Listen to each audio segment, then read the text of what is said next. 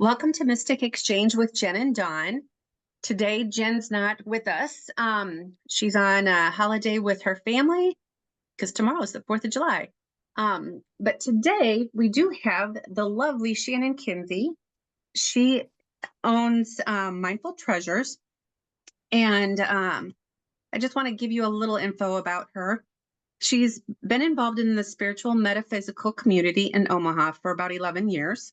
She specializes in 3D real-time aura photography, consultation service, as well as palm reading.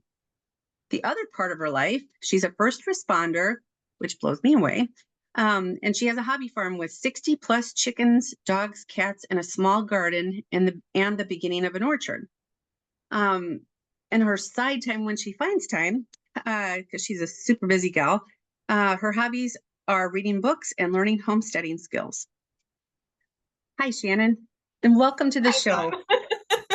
We've been chatting for a little bit beforehand, but I just want to give a little intro. So if you want to just tell us like what it is that you do in the metaphysical and the spiritual aspect of things, and then we'll go into what you do on the side, because I really also am super interested to know how you became a first responder and all about that too, and how it all blends. So the aura photography system I use is, so most people are familiar with the Polaroid, the old Kirlian photography. So they take a picture and then you get the Polaroid and it shows all the colors around you. That system is amazing and it's really great for actually showing spirit around you because you can actually see them in those pictures. The system I have is more technology based. So every living thing emits a bioelectric field. And so the system I have is a biosensor reader. So you put your hand on it and it collects all that electromagnetic that you're putting off and it brings it into the computer system. And what it does is it generates a 3D real time. So we're able to see what your auric colors look like. We're able to see your chakras, whether they're lined up, misaligned, whether they're open, whether they're closed. You can actually see them spin in real time. It also gives me information about how your male and female energy work together, how you expend your energy for the day, how you deal with emotions and stress, your 4 energy channels, how they're working together. And then it will also give me an in-depth personality analysis based on the center color of your auric field, because there are 5 quadrants to your auric system. And the center color is the core of who you are.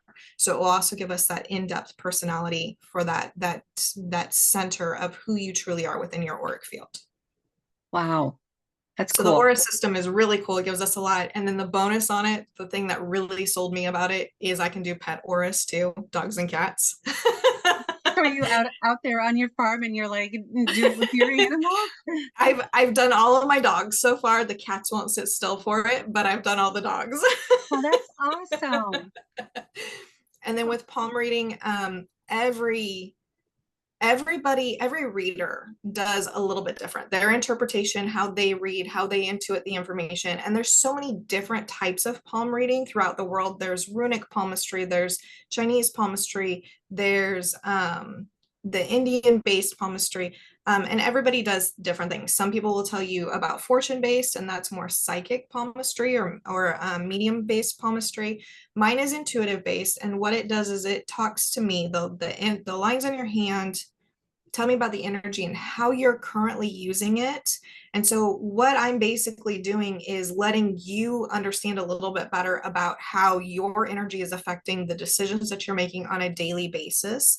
And if you don't like how things are coming out, understanding why you're making those decisions so you can be more informed going forward with the decisions that you're making. Wow. Okay. Very cool. So with the palm, the big question that I've always had, do your lines change over time? Absolutely. Okay. Yep, absolutely. So your fingerprints never change. Your fingerprints are the same, like, what is it, 12 weeks in utero. Your fingerprints are developed and they are the same your entire life. But the lines on your hands change all the time. Anytime you make any major life choices, the lines that are affected by those choices can start to change within 6 to 12 weeks. Wow. Okay. And mostly Yeah, mostly they're just small, minute changes, but really, really big changes. It will enact big, drastic changes with your lines. So when I do a reading for somebody, I'm a horrible artist. Like I literally need a level and a straight edge to draw a straight line. I just can't do it. But what I do try to do is gives the person that I'm doing the reading for a sketch of how I see their lines with the date and a couple notes on it as well. So that way they can just kind of keep an eye on where their lines are at and to determine whether things are changing or not for them. Okay, interesting. Is are there things that I know that there's certain basic lines because I really don't have a lot of knowledge with the palm. So you Mhm. have different lines that represent different things in your life. So when you're reading that intuitively, are you telling the customer like what they've been, can you tell what they've been through and what they're going through now? Or Um, intuitively, or how do you are you picking this up just messages that you just want to give to someone? Sometimes I'll get like just things that pop in my head that I know are messages that I need to relate to them based on some things that I'm saying. But most of the time, what I'm doing, so if I'm looking at the lifeline, and I always explain to folks, your lifeline, at least how I read it, is not about how long you live, it's the energy you're bringing in. Do you have good, consistent energy where you can handle anything going on? Or do you have a shorter line where you're a person who gives everything that you have all at once? And then when you hit that wall, you have to have a recharge period. How are you managing your energy? Where does your energy wrap to? Is it more home focused, family focused? Is it more community based, or is it more world based type energy? So, where's your energy directed at? Where does it go to? How do you, with your headline, how are you interpreting information? Are you a logic based person? Are you a problem solver? Are you an intuitive based person? And then we have a very specific headline. It's called a Persephone line. And that is all about, we call them the keeper of lost souls. And those are folks that are more drawn to hospice care, neonatal, veterinary. They are the folks that deal with end of life kind of stuff more than anybody else. So they are the folks that help souls transition over. So it is a very specific, very rare type of headline. Um, with your heartline, just kind of how do you process your relationships? Are you more emotional based? Are you more logic based? Are you balanced? Are you one way or the other, but you've learned a balance within there where you've learned to take that pause? And that line also will kind of tell me how rocky your relationships have been down the road. And that's more about, especially for women, it's about finding and standing in your own truth and your own worth within your own relationships, and how long did that take you to get to that point. So we talk about all those are the three primary lines that almost everybody has. There's secondary, there's tertiary lines, there's gift markers. So we try to hit as many of those as I see on a hand as possible, as well as any health indications that I see that are there. Oh, okay. Now, does the palmistry and the aura field, do you sometimes tie those together?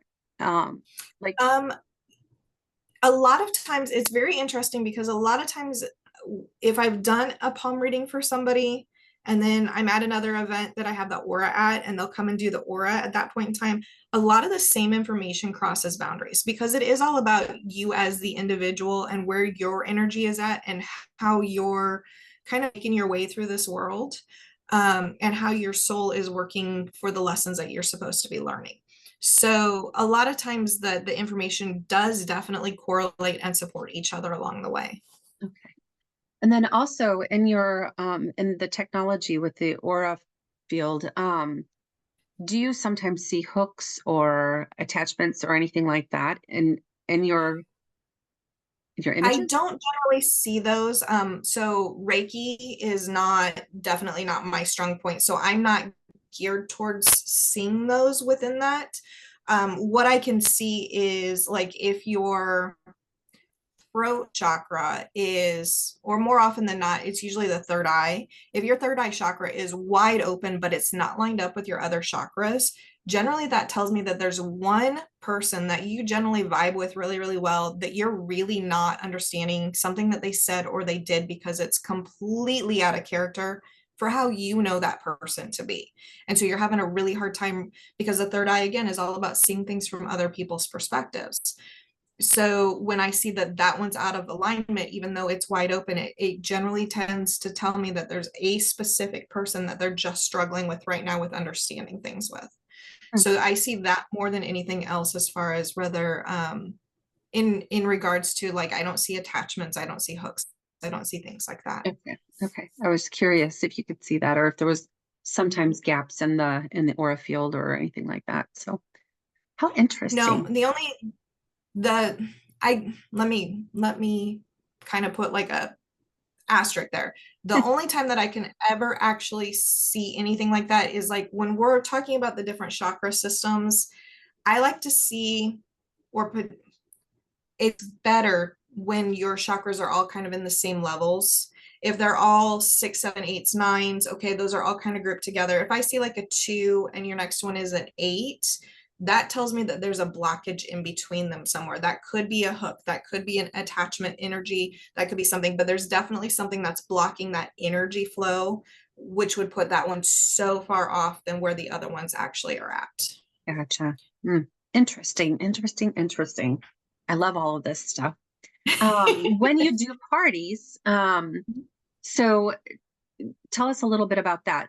Because I remember you telling me that you could do one or the other, or do you do both at a party, or just tell us how Generally, you generally do it. so when I do parties, you can pick which one. Do you want a palmistry party? Do you want an aura party? Both systems are really portable for me. So I come to you at your residence. You have whatever set up for your guests, your friends. I've had people do it both ways, where everybody sits around the table and listens to everybody's reading, or they kind of put me in my own little spot and people come and go and ebb and flow, and then they all go talk about it outside when they're all back out there. So it doesn't affect me one way or the other. Whether it's an aura reading or it's a palm reading, generally each reading is about 20 minutes. So I don't generally tend to do both, just because if you're having a party there, I try to limit it to between 4 and 9 people.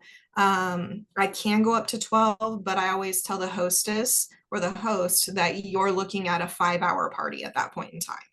So just to manage their time best, so they know how many people to. Now, I did have somebody who had hired me literally to do an all-day party. I went from 8 a.m. to 9 p.m. I think we did almost 32 people that day. She basically just had a rotating open house and just invited everybody in their lake community. And so everybody just kind of wandered in through the day. Oh, Yeah. wow. So, as far as because you don't live here in Omaha or in the Omaha area, so if somebody wants to schedule a party, what's the process that they would go through? I mean, obviously contact you and we'll give that information at the end, but Yep. So revamping the website right now, should be up and running in I'm hoping 2 weeks, but everything gets booked through the website. I do ask when you're booking to put a deposit down, and that covers the host's reading. So the deposit basically pays for the host reading at that point in time. And then that way it secures that spot. I live about an hour outside of Omaha, but I'm in Omaha 4 to 5 days a week anyway. So I don't mind traveling in, and then we just schedule that time, and knowing that it's based on the number of people that they are wanting to invite, so they can make sure that they have that time frame set aside, because again, it is usually 20 minutes per person, so that way they know how long they're committing to having people in their house. yeah. Yep, and how much food to make. Right. Yeah, yeah, and drink. Yeah. But I do want to let everyone know too that you do come to different locations in Omaha and do Yes. different readings. And this Saturday, she's going to be at the Conjure Shop from 12 to 6. So when you do those kind of readings, are they also about 20 minutes? Yeah, they average, because I don't like to short anybody their reading. So 20 is the average. That gives me a chance to really take a look at somebody's hand, get the sketches down, explain what it is that I'm seeing, and then be able to answer any questions that they have. And I always tell everybody with palm readings or with the aura photography, I ask people to take my card, because my email address is on there. And then I like aura readings, I will keep them for 3 months. So for up to 3 months, if they have any questions as they look at it, they can email me, I'll pull up their reading, and then I can answer whatever questions they have. With a palm reading, if somebody's like, hey, I don't remember what you said this was, what does that relate to? I have no problem communicating. I want people to truly understand the reading that they've gotten. Wonderful. Yep, and I already told her that I will probably be one of her customers on Saturday for sure. All right, and it just so everyone knows, I'm going to put a link to her website attached to our show here today. And then I'm going to give everybody the phone number a couple times so people just have it so they don't have to go back. So Shannon's phone number is 712-216-2160. And her Facebook page is Mindful Treasures. Make sure you like her Facebook page. And then her website is www.mindfultreasuresstore.com. I'm going to say this, and I'm also, again, at the end, but I will also add the links. So I just want everybody to know that. Now, I do want to ask you, you have, do you live on like an acreage or a farmette with a bunch of animals? You're learning homesteading. I want to touch base though first on being a first responder. So how, I would imagine that being in this field and being a first responder, you kind of utilize some of these things even when you're helping people. So there is more of an intuitive base. I mean, so being a first responder, you definitely learn to listen to that gut instinct that you have, which, as all of us in the community know, that's your intuition. That's that's your guide, Right. your higher self. Everybody's talking to you, trying to give you information. So yeah, you definitely pay attention to that for sure. As I've gotten into palmistry, being able to, there are certain things that you can get from people just by the shape of their hands, how their fingers look. So as you're communicating with people, I do tend to pay attention to their hands a little bit more since I've been doing palmistry for a while. And that does give me information as well. So yeah, but it's, as with anything, any aspect of this life that we live, listening, communication, being invested in the conversation that you're having. Yes, you can get all of that information as well, but it is, paying attention to what you're being told both verbally and non-verbally, because they don't always match, as far as what information, and then using your intuition and that information, those feelings, that gut instinct that you get to go along with it as well. Wow. Yeah. Makes a lot of sense. And I would imagine you're always looking at everybody's hands when you're out and about. I pay attention to hand shapes. I mean, most people aren't going, here, hey, look at these. But as they, well, and I know that I'm a hand talker, so I move my hands a lot. So I do pay attention to people's like hand shapes, fingers, things like that, because that does give me information as well. Yeah. Yeah. So now, the animals and the homesteading, tell us about all your animals and I've got one full-time resident farm cat who does not like other cats. So I have a couple transitional semi-feral cats that come in when he's not around, when he's off gallivanting and doing whatever. We have 6 dogs on the farmstead. wow.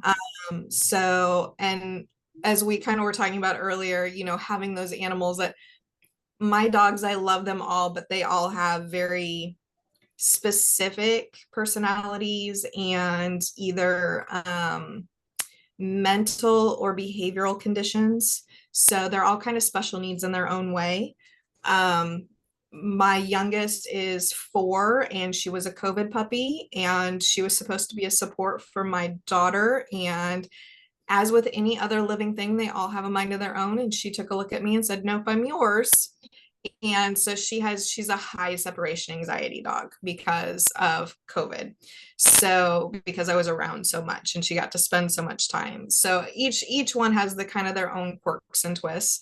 And then chickens, we have lots and lots and lots of chickens. We have Jersey Giants, we have Americanas, we have Easter eggers, we have gold lace Wyandottes, we have speckled Sussexes, and we have mottled Houdans.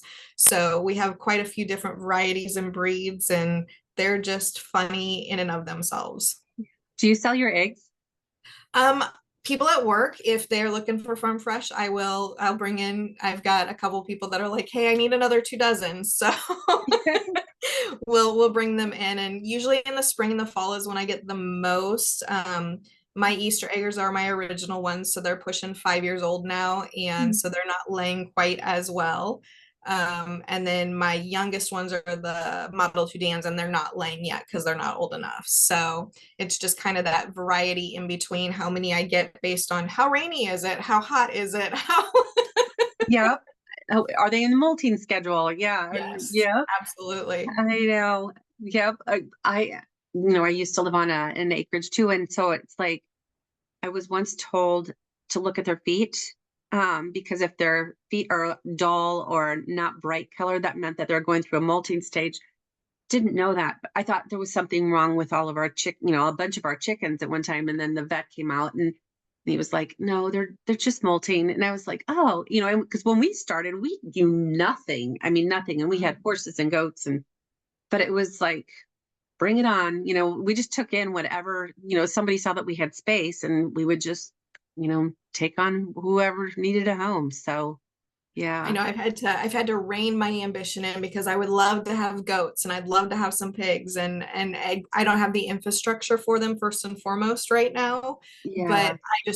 I don't have the time either to give them the attention they need. So I've had to rein that in going, okay, right now you just can't. I know. And it's hard. It's hard. I It mean, is. we ended up, it got to be too much. We had 3 horses. My daughter had won a horse, at the Washington County Fair years and years ago.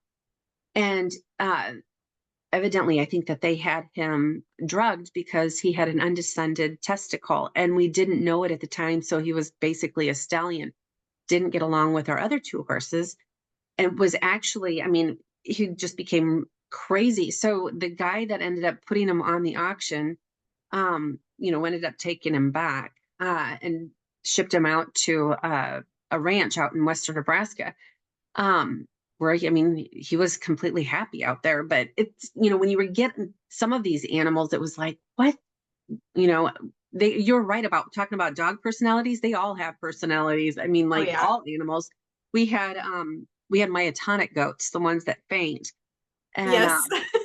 because we were like, okay, that was one thing. We did go, our daughter was in 4-H and she wanted to show goats. So we we're like, okay. And there was this gal who ran 4-H for goats. And so we went to her place and of course she had kids, she had the baby goats. We fell in love, brought 3 home.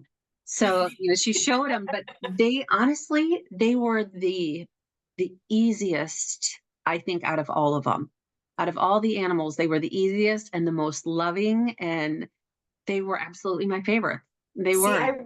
I really want goats. My daughter really wants a fainting goat, but Yeah. I hear horror stories of you can't keep them in. You're never going to be able to fence them into one area. You're never going to know where they are. They're going to get on your cars. They're going to get on the roof of your Well, house. that's what we had heard too, but myotonics don't do that. They don't jump because they faint. So, and that was out of a distorted gene that was actually bred into them, um, by a farmer. I think it was down in Tennessee in order to protect his sheep.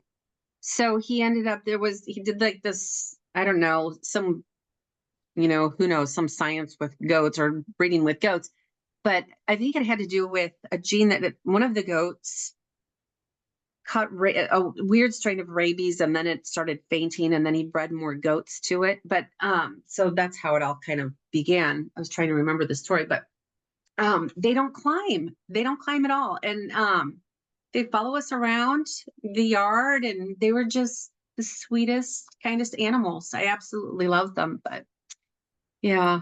You might have sold me on to getting into some infrastructure for them then. And honestly, as long as they have, once you kind of get them to, hang out with you, it's, as long as they have their pen and, shelter, I mean, they're pretty easy, I think. But, and there's, they don't, you can't milk them or anything. So there's not besides companionship, I think that Right. there's not a lot, I mean, we never ate any of our animals. We just saved them, gave them love and enjoyed them. So, Right. but yeah, so they don't have a huge farm purpose, but Yeah. but they're cute and they're They are fun. cute, and they are. I know I had we each named one, and I had Charlie, and his beard was like super long, and he was just I loved him. I just loved him. But yeah, no. So in homesteading, do you do a lot of herbs and vegetables? Trying to learn. So the garden, the gentleman that I bought the property from played bocce. And so he had this amazing bocce field. I know nothing about bocce, had no intention. So we turned it into a garden because it's one of the few level areas on the property. Um, and life kind of got busy over a couple years, so the garden really got out of control. So I'm trying to tame it back this year. So we do right now we're just doing basics like peppers and tomatoes and cucumbers and zucchini and eggplant. We freeze and food saver stuff. I'm learning how to can stuff slowly. I'm a little intimidated by it, but trying to figure that out. And then just learning in the little free time that I have right now is not a whole lot, but trying to working on making our own soaps and things like that. Just very clean, organic, simple, basic things just that we can do for ourselves here.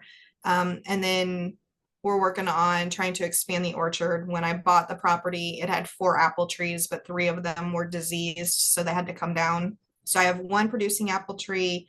I have one apple sapling that's about 4 years old now, so it should start producing pretty soon. Just a couple. It's not big enough to support a ton. I've got 2 pear trees that are saplings. I've got a plum tree that's a sapling. I've got a blueberry bush that was planted this year. Tried a cherry tree. I think I bought a dead cherry tree because it hasn't done anything. We tried blueberries and we could not get I take it back. For 3 years we had blueberry on our blueberry bushes, and they kept dying. I mean, they just kept dying. And during the winter, we couldn't, after the third years, like they died. Third year, they died. So it was like we just couldn't get them to keep that root base in there. But where we had planted them, I think it had the issue with it, with the drainage and coming off of the road behind us and all that stuff. But yeah, let me know how those blueberry bush goes. So okay, I would really be interested to see what you did, to keep it alive. Well, and I'm trying every year. I try to plant something new. Just see, like this year, I wanted to try cherry trees, and again, I think the cherry tree I bought was dead when I bought it Yeah. because it hasn't done anything. Like no leaves, no nothing. So I think it's got to come out next year. So I tried a peach tree. It didn't survive. Um, so we've got a couple pear trees. They're really tiny. I'm hoping that they grow. We do have a couple sour cherry trees on the property. So I do want to look into, I know those are okay for like pies and jams, Mhm. more so jams and jellies. So I want to look into those. The birds really like them. So I don't know how many I'm actually going to get off of them, but um and then we're just trying different bushes. Like next year, I think I want to get some aronia berry bushes and try to Mhm. plant those and just kind of have a variety of different things within the orchard. So that way we can do jams and jellies and pies and fresh fruit and things like that. Again, we have wild blueberries that grow on the property. I'm sorry, wild mulberries. Mhm. We also have wild grapes that grow on the property too. So just kind of harvesting what's here, trying to encourage it in a more not necessarily organized, but easier for us to get to Yeah. fashion. Some of them are up in I've got a hill that's really, really forested. So some of them are up there and basically just trying to get some little paths up there and maybe some trellises to grow the grapes a little bit easier. Nice. We kind of went through that whole process on our acreage, and I learned a lot from, I was just thinking of you. Uh, it's called Omaha Sprouts, or maybe it's Green Sprouts. In Omaha, they have classes that you can take. And my girls, my daughters and I, we did a whole canning class with them that was extremely helpful. Yeah, they also have like chickens and stuff there in the city, but they kind of help people learn more about how to homestead, really, in a sense. So, I think that's wonderful that you're doing that. We ended up moving back into the city. Well, we live in Papillion now, just because of the fact of the time factor, and things had been changing where we were from substantially, and things just, we loved our space. It was surrounded by woods. And now we were like, I wish we wouldn't have sold it, you know. And it's not like this isn't a nice place and a nice home, and but they have restrictions as far as what we can plant in the backyard. You know, we have an HOA, so it's like it's been different. But our backyard, I told my husband, I was like, I don't want to buy any house unless I can see trees, because the trees is really where, you know, I would take walks in our woods all the time. And this place has a whole little woods area behind us. So that was at Salt Lake. The Yeah. the house that I sold in Omaha before I moved here, it was great when I built because I was one of the first ones to build, and we had some nature areas there. But the year before I moved, they decided that they were going to put an HOA in, and they were not a very nice group of people on the HOA and wanted to become very, very restrictive. And too much was getting built up in that area. And I wanted some space. I wanted some peace. And so, I mean, I've got a neighbor across the road, but his house is about a quarter mile up, and it's surrounded by trees, so I don't really see it much. I've got a neighbor to the west, but they have quite a bit of acreage that they farm over there. So, I mean, I know the house is there, but I don't really see or interact with them all that much because they're full-time farmers, so they're constantly busy. And then the next house is 600 acres on the east side. So I really don't have anything visually in my scope, which it's Except quiet and it's nature. peaceful. And Yeah, yeah, yeah. That's so I listen to the owls and the coyotes and the birds and the frogs and yeah.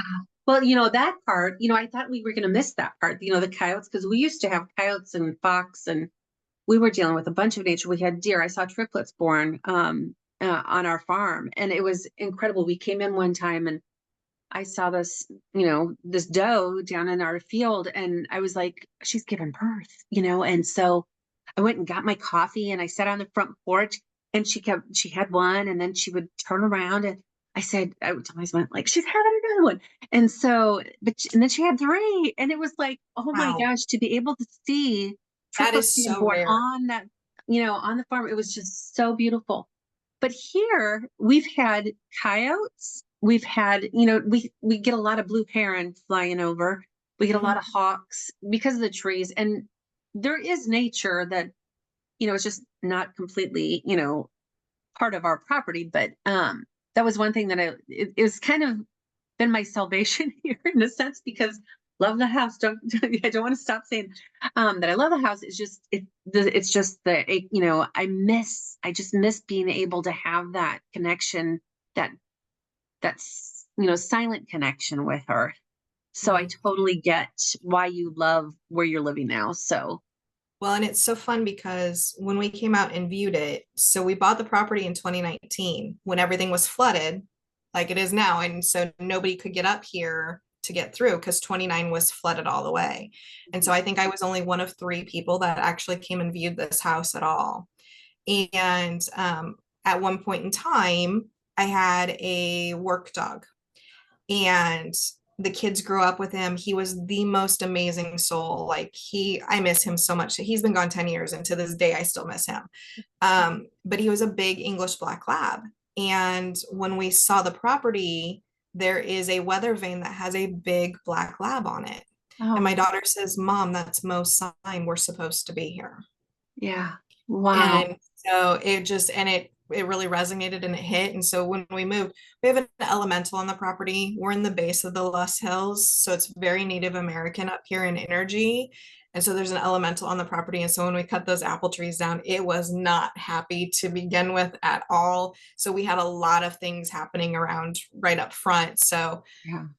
I contacted people that I know, got some information about some things, and okay, so how do I communicate with the elemental? How do I let him know that, or it know? It feels very masculine to me, so I always refer to it as a him. Mhm. That we're not trying to desecrate the property, we're actually trying to improve it and things like that. So we've struck a deal. For every tree I have to take down, I plant two, and I'm trying to plant fruit trees because that's something that continues to give back.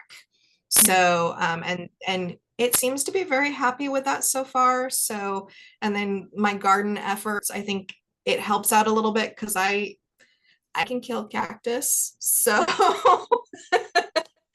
gardening is a challenge for me, but we're trying, and I think it's lending some efforts there. So we'll see how it all goes. We're still, I mean, 5 years in, we're still kind of feeling our way with some things, just because we want to be very respectful of the property and what goes on out here. And at one point in time up in the hill, somebody took a big cement culvert, and instead of laying it long ways like you would under a road, they put it down. And so I have a toilet and a refrigerator, and they used it as a dump pile basically.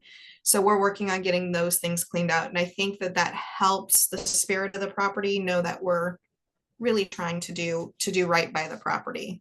Yeah. And I have noticed, especially in the last couple of years, as we've made this piece, like the amount of wildlife that comes around has been much more abundant. We actually have a doe with twins this year, so Oh, we see nice. her every night. So yeah, just seeing all of that. And then the owl is one of my totem animals, and we have three great horned owl nests around.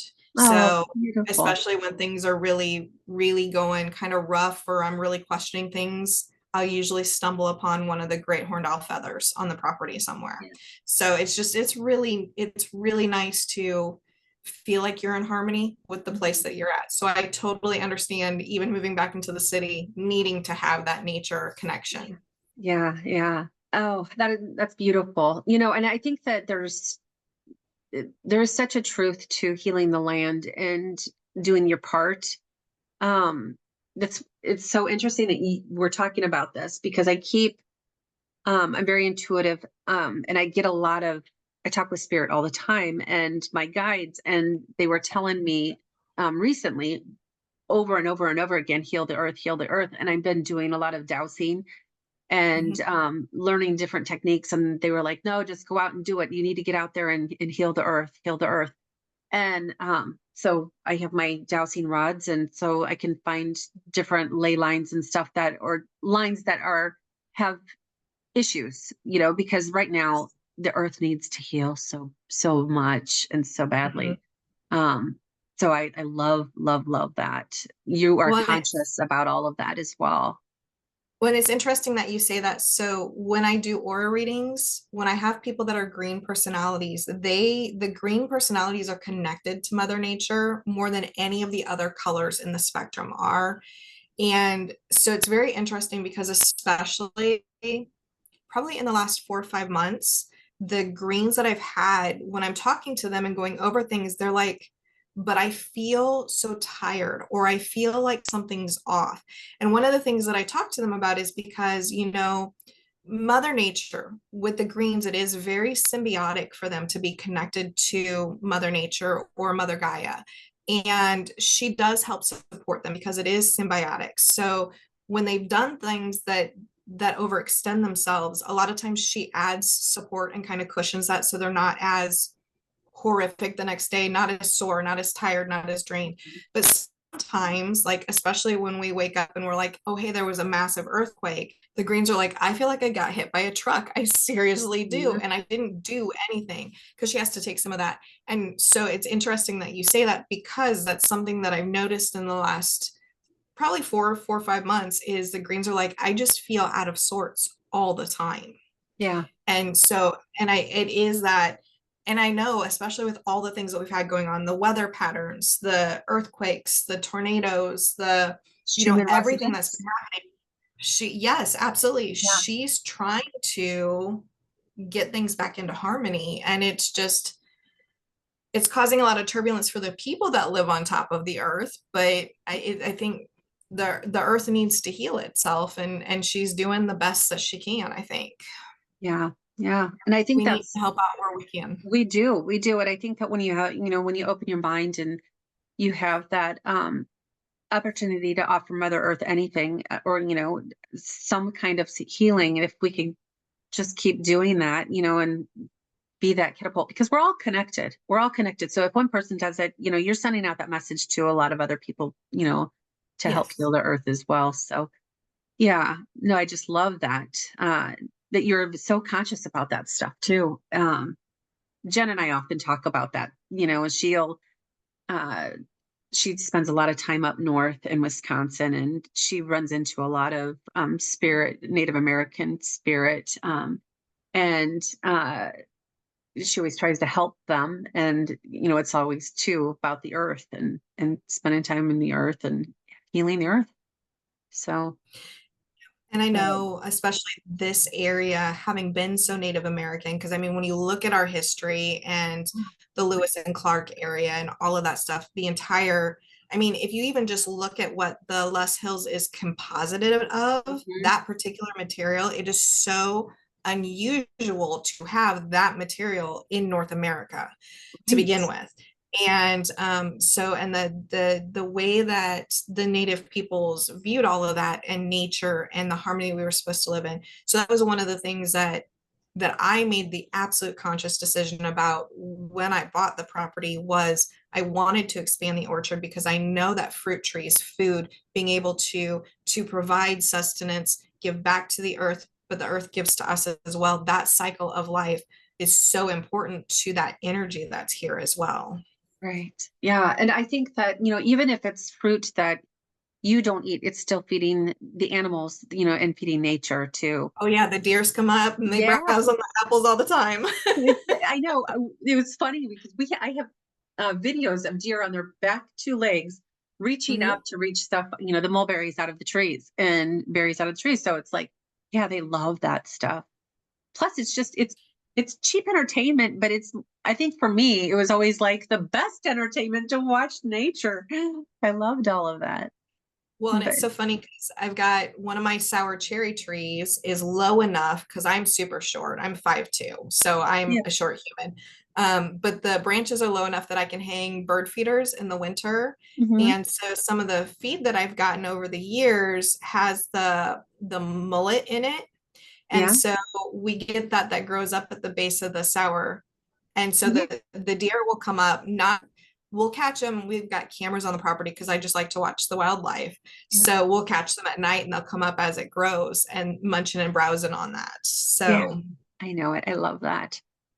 Well, it just has bringing been, stuff back around. yeah, it has been a joy having you on today. I'm going to go through uh, your information again, just so people have it. Shannon's phone number is 712-216-2160. Her Facebook page is Mindful Treasures, and her website is www.mindfultreasuresstore.com. So thank you so much for doing this. I'm sorry Jen couldn't be here, but I have so enjoyed talking with you. Oh, it's been Um, so nice to talk to you. Yeah, and yeah, definitely come out on Saturday for sure. The Conjure Shop is a great shop in general. Nikki, the owner, is amazing, but I'll be out there doing palm reading and just getting to meet a bunch of new people. So I'm excited. I know. I'm so excited too. And I love her shop. But do you go to any other locations here in Omaha from time to time?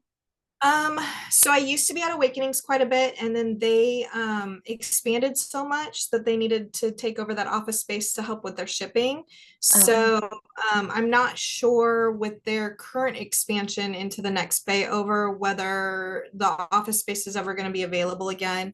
I'm working on a couple other connections that I've been introduced to. So I am more than willing and wanting to find places where I can bring either aura or palmistry into different shops and locations.